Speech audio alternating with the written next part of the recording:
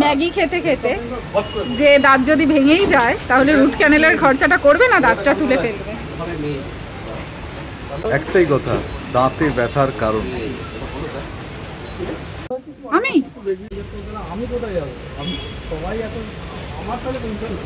আমার বড় ভাই যেতে দিয়েছে ওকে ছোট কন্টেনারে, সঙ্গমিত্রারই দুঃখ পেয়েছে।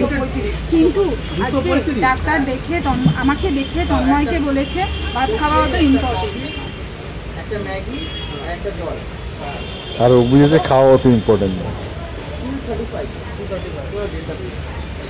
বৃষ্টি একটু থামলে আমরা রওনা হলাম, কিন্তু মাঝ রাস্তায় আবার মুষলধারে বৃষ্টিতে আমরা দাঁড়িয়ে গেলাম এখানে, যেখানে আমরা আবিষ্কার করলাম এই বিল্ডিংটা হেলে পড়েছে। ডি জাংশন থেকে চা খেয়ে সেখানে চা খাচ্ছে, কোন চাটা বেটার?